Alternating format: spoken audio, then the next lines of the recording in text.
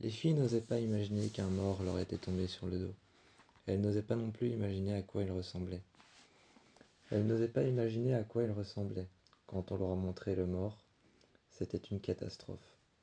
La colonne vertébrale brisée, les os en morceaux, mise sous un arbre dans un trou entre les racines, coincée entre les racines de l'arbre, un trou qui avait été creusé à la pelle. Le mort, le corps était resté là pendant des jours à tel point que sa peau était devenue pourrie, à tel point que de la moisissure, à tel point que sa peau était devenue toute pourrie. Le corps était resté là des jours et des jours. Il émanait une odeur putride, et de son corps s'émanait cette odeur horrible. Surtout lorsqu'on l'a déplacé, sa peau paraissait toute molle. Sa peau paraissait toute molle et la chair paraissait glisser sur les os. Il était habillé dans une robe blanche, ou elle plutôt. Elle n'avait plus beaucoup de cheveux. On a constaté, lorsqu'elles ont entendu le médecin légiste, on a constaté qu'elles se les ait tous arrachés ou qu'on lui les a rasés, dans un endroit spécial, un asile psychiatrique peut-être. Elle a été déposée là. On a constaté un suicide ou alors un meurtre. Peut-être s'agissait-il d'un meurtre, d'un suicide. On n'en était pas encore sûr. On n'en était pas encore sûr. La position du corps prouvait que ça pouvait être un suicide. Mais certaines choses qu'on avait retrouvées sur le corps, comme par exemple des blessures à la tête qui ne pouvaient pas être infligées, mais qui avaient été infligées par un objet contondant, et qui avaient été aussi infligées par un objet coupant. Certaines blessures indiquaient que ce pouvait être un meurtre. Certaines blessures indiquaient que ce pouvait être un suicide. Le corps avait été retrouvé là, sur le côté dans un trou creusé avec une pelle. Mais une personne ne creuse pas son propre trou avant de se tuer dedans. Il faudrait être bien bas, ou aller vraiment mal, pour pouvoir faire ce genre de choses. Alors la police hésitait toujours entre un suicide ou un meurtre. Ils ne savaient pas. Ce que ne savaient pas non plus les filles, c'est qu'elles allaient passer leur journée. Elles allaient passer leur journée à être suivies par la police, à être suivies par Tanner, et à être interrogées de questions. Elles se sont rejointes chez Anna. Dans sa cuisine, elles se sont rejointes chez Anna un soir de tempête. Alors que le vent faisait rage dehors, elles ont commencé à réfléchir à comment sortir de cette angoisse. Ce corps mutilé dont la chair coulait soigneusement sur les os. Le sang, l'odeur du sang, l'odeur putride de la chair fraîche, cette chair qui n'était plus très fraîche, mais cette odeur de sang, cette odeur de chair disloquée, cette odeur de chair qui était en train de pourrir, cette odeur de pourriture qu'il y avait sur les arbres et sur sa peau grise et ses lèvres toutes recroquevillées, ses yeux gris, et le sang qui avait séché le long de sa peau qui était encore toute molle et qui n'était plus fraîche, sa peau qui était toute molle et qui n'était plus fraîche, coulant sur ses articulations, ses veines et ses tendons qui ne restaient que de peu sur ses os. Elles avaient les images du cadavre juste devant elles que Spencer avait volé. Elles avaient les images de ce cadavre que Spencer avait volé à la police. Elle les avait volées dans le bureau de Tanner pendant que Anna et Aria dehors faisaient diversion. Quand elles sont rentrées chez Anna, elle a disposé les photos dans la cuisine de Anna. Anna les a tout de suite rangées et les a posées sur le côté, en lui disant à Spencer sur un ton effrayé, sur un ton énervé. Elle a regardé Spencer et lui a dit « Mais dépose pas ça ici !» Spencer les a rangées et les a mises dans une trousse, une sorte de classeur qu'elle avait avec elle, un classeur qu'elle avait pris à sa mère, à l'intérieur desquels il y avait des dossiers sur l'affaire.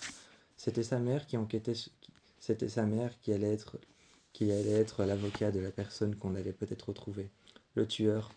Mais c'était en tout cas sa mère qui allait aider la police à pouvoir trouver le tueur. Elle avait volé cette trousse à sa mère et avait regardé les dossiers qu'elle avait déjà établis. Avec la police, elle avait déjà établi des preuves, avait déjà établi certains dossiers envers certaines personnes qui étaient suspectes de ce meurtre. Certaines personnes suspectes de ce meurtre avaient fait appel à Veronica pour pouvoir avoir une défense une défense par rapport à la police. Ces personnes avaient toutes été interrogées par Tanner et par Holmbrook. Elles avaient tous été interrogées par Tanner et Holmbrook pour pouvoir savoir qui l'avait tué. Mais, mais chaque fois, la personne qui défendait les personnes qui étaient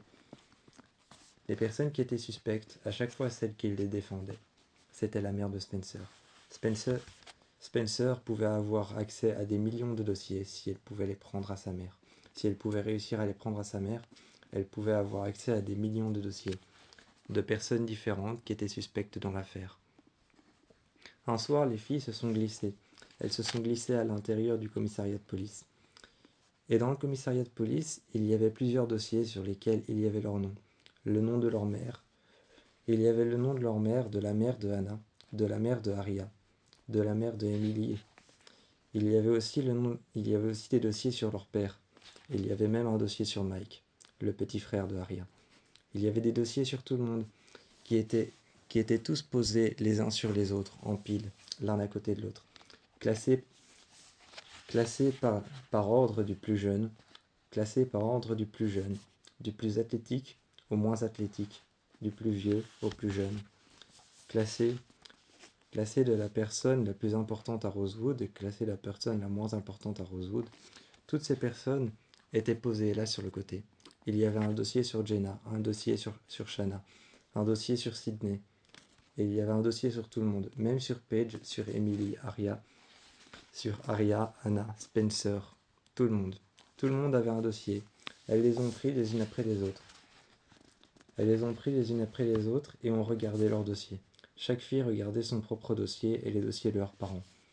Aria était attirée par le dossier de son petit frère et elle le regardait. À l'intérieur, il y avait ses antécédents médicaux. Et ce qu'il avait fait à la voiture de Connor.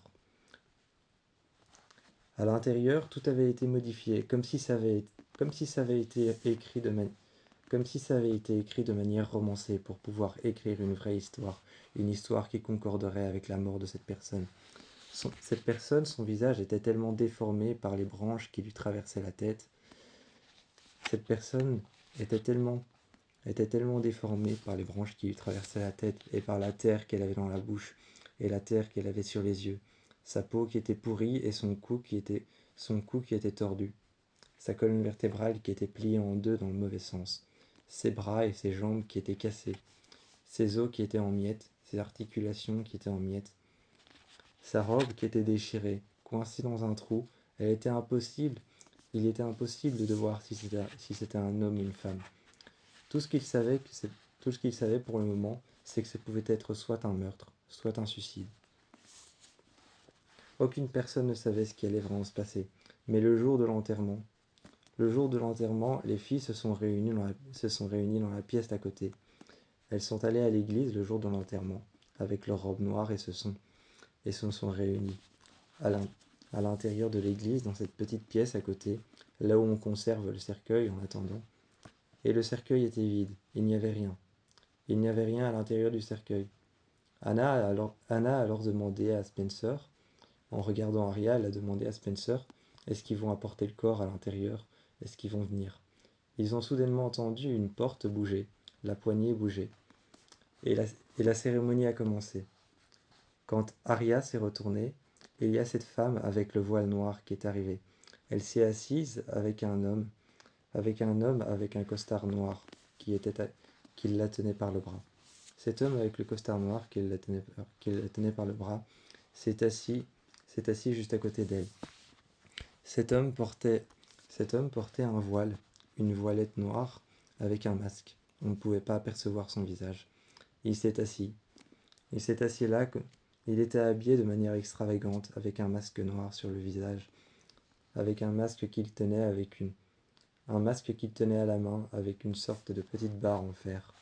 Ce masque, il le tenait sur son visage, en plus de la voilette qu'il avait au-dessus de lui, et la dame avec le voile noir s'est assise.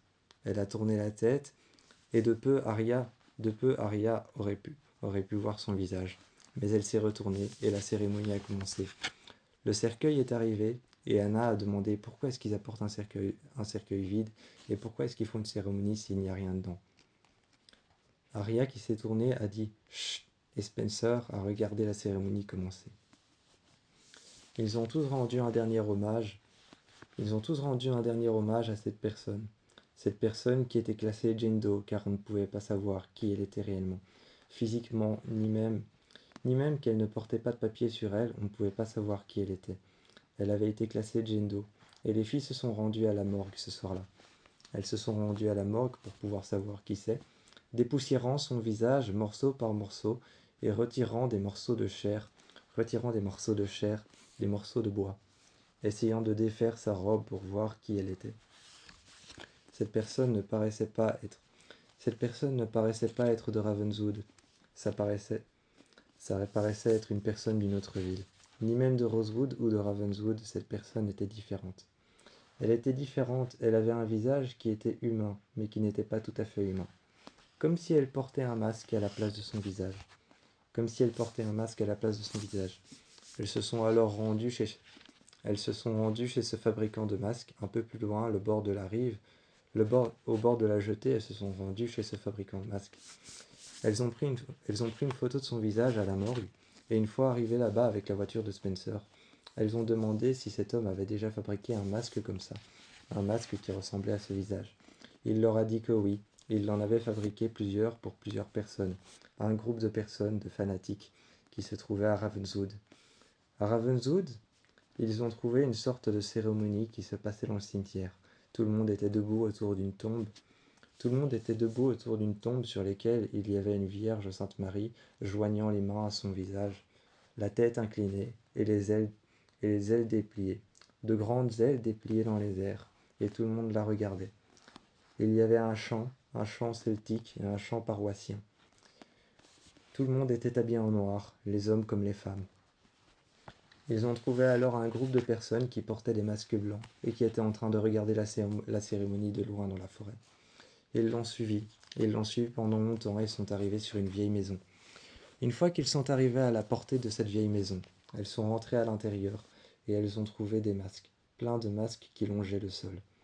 Des lettres d'adieu, des lettres de suicide, et plein de cadres avec plein de photos différentes. À chaque fois, la même femme qui revenait, de longs cheveux blonds qui longeaient ses épaules et qui allaient dans son dos et qui arrivaient au-dessus de sa poitrine. Cette femme portait une robe blanche et avait ce masque qui ressemblait très fort à son visage. Cette femme qu'on avait trouvée à Rosewood, c'était certainement elle. Elle devait vivre ici dans cette maison, mais personne ne savait encore qui c'était. Quand elles sont retournées à Rosewood le soir, Arya s'est fait arrêter dans le couloir par sa mère et sa mère lui a demandé. Ella lui a demandé où est-ce qu'elle était, mais Arya a dit qu'elle n'avait pas le temps. Elle s'est alors enfermée dans sa chambre et a commencé à appeler Spencer et à appeler Emily. Elle leur a envoyé un SOS et elles se sont retrouvées dans sa chambre. Et elles ont commencé à parler de leur trouvaille à Rosewood et de leur trouvaille à Ravenswood. Cette trouvaille à Ravenswood de cette maison, à qui est-ce qu'elle appartenait? Est-ce qu'elle allait appartenir à A? Plusieurs lettres ont été trouvées chez Emily. Des lettres de menaces qui concernaient une certaine personne. Et Alana Blanca était une certaine personne qu'elle ne connaissait pas. Comme dans son nom, il y avait beaucoup de A, Emily a peut-être mentionné qu'il s'agissait en fait de A qui avait simulé une sorte de fausse mort. Eleana Blanca était une personne outre, elle ne savait pas encore qui elle était, mais Emily était presque sûre à 100%. Elle était presque sûre à 100% que c'était A. Pas parce que son nom était composé de plusieurs A, mais simplement parce que les lettres lui disaient quelque chose, la manière dont c'était écrit. La manière dont c'était écrit lui disait quelque chose. Décortiquant les uns après les autres les lettres qu'elle avait trouvées dans la maison. Les uns après les autres. C'était à chaque fois des choses que leur avait dites Allison. Elle s'est souvenue de plusieurs flashbacks pendant la nuit. Pendant la nuit, elle s'est souvenue de plusieurs flashbacks avec Allison.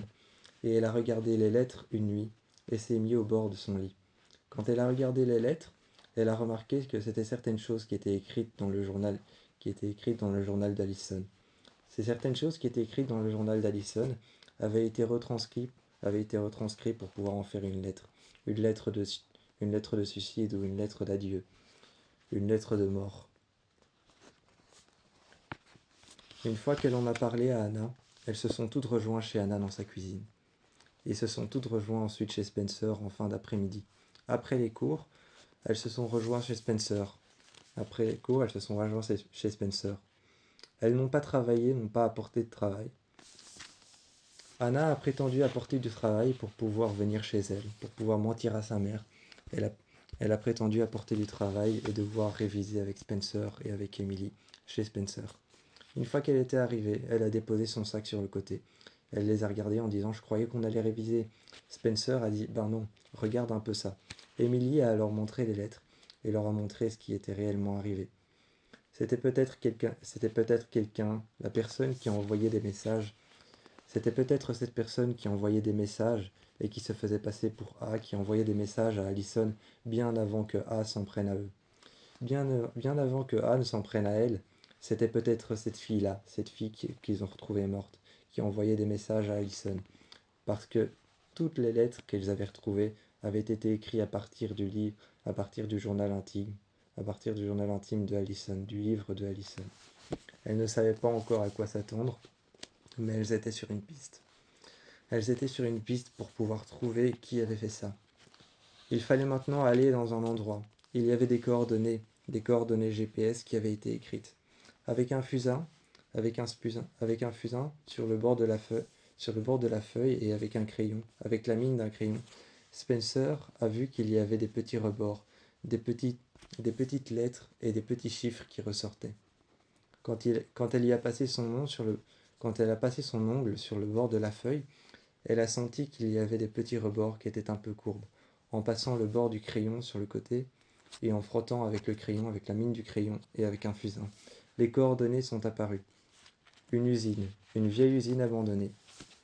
Une vieille usine abandonnée là où on fabriquait des masques du même genre. Les masques ne venaient visiblement pas de cette personne.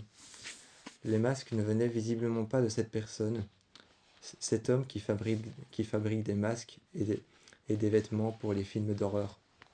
Ça ne venait pas de son atelier, ça ne venait pas de cet homme près de la baie. Près de la baie, près de la jetée, ça ne venait pas de ces fabricants de masques, chez qui Allison se rendait pour pouvoir fabriquer des masques. L'homme disait et prétendait qu'elle était sa muse. Elle lui avait commandé une bonne dizaine de masques à l'effigie de son visage. Mais ça ne venait pas de lui, ça venait de cette usine qui fabriquait des masques spéciaux pour le carnaval ou alors pour autres festivités. Les masques étaient bizarres, ils ressemblaient à des humains, mais en même temps ne ressemblaient pas à des humains. Les filles ne savaient pas encore à quoi s'attendre. Elles étaient sur une piste, mais tout ce qu'elles savaient, c'était que cette personne venait d'un culte qui se trouvait à Ravenswood. Il fallait maintenant trouver quel genre de culte et à quoi est-ce qu'il et à quoi est-ce qu'ils étaient. À quoi est-ce que ce culte était en train de se vouer? Se vouait-il à Satan ou se vouait-il à des choses un peu plus occultes et un peu plus légères, comme par exemple les croyances aux démons, les croyances aux esprits? Elles ne savaient pas.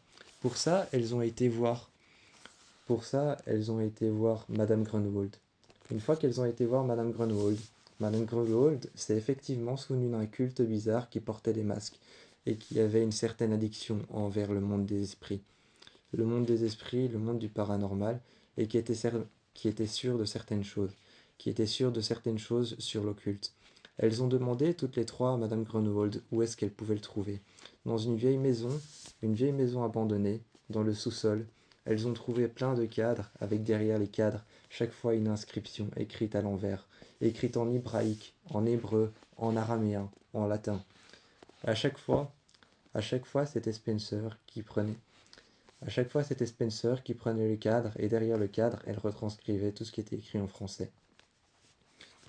Il était écrit que cette maison appartenait à un culte qui s'appelait le culte de la fleur noire.